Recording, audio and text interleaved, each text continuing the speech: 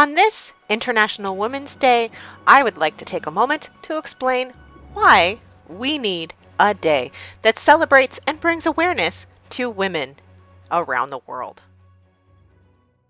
First, I would like to begin with a quote by James Emmanuel Quagmire Agri. If you educate a man, you educate an individual, but if you educate a woman, you educate a nation. I would agree. New research in the Harvard Business Review finds that both men and women benefit from having a network of well-connected peers across different groups. Women who have an inner circle of close female contacts are more likely to land executive positions with greater authority and higher pay, while there is no link found for the success of men in terms of gender composition of their inner circles. The reason?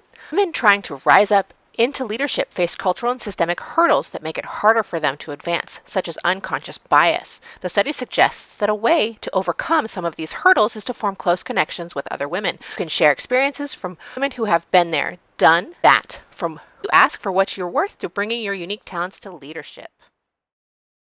And now here are some facts from the UN about women worldwide. Firstly, data from 68 countries indicates that a woman's education is a key factor in determining a child's survival. Women make up about 43% of the agricultural labor force in developing countries.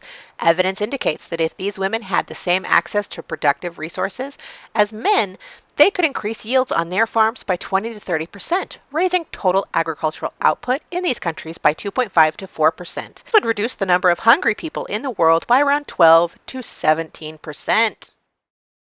Our next point is that almost 70% of employed women in South Asia work in agriculture, as do more than 60% of employed women in sub-Saharan Africa. This highlights the importance of developing policies and programs that address their needs, interests, and constraints.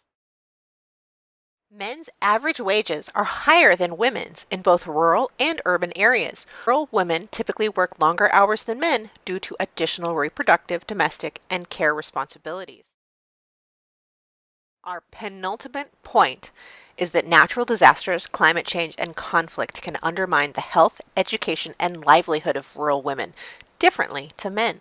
For example, although women usually manage the small plots of agricultural land in each family for income or sustenance in developing countries, land titles are most likely to be held by men. This means that following a disaster, many women cannot independently claim state-offered reconstruction funds. Women can also be more at risk of harm during flooding in countries where boys are taught to swim at an early age, but girls rarely are.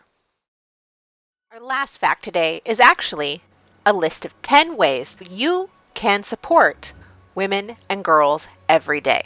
Number 1, show up for women, physically and emotionally. 2, believe their stories and experiences. 3, hire and mentor women. 4, give women credit for their good work and ideas. 5, create environments for women to take up space, both professionally and personally. 6, share the office and housework. Women's work is everyone's job. 7, celebrate women for taking up positive space, not only because of their looks or likability. 8, let women talk in meetings and conversations. 9, be transparent about jobs, salaries, relationships, everything. 10, collaborate. Don't compete.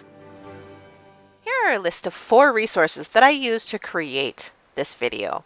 All of them are found online. So happy research and yay to supporting women.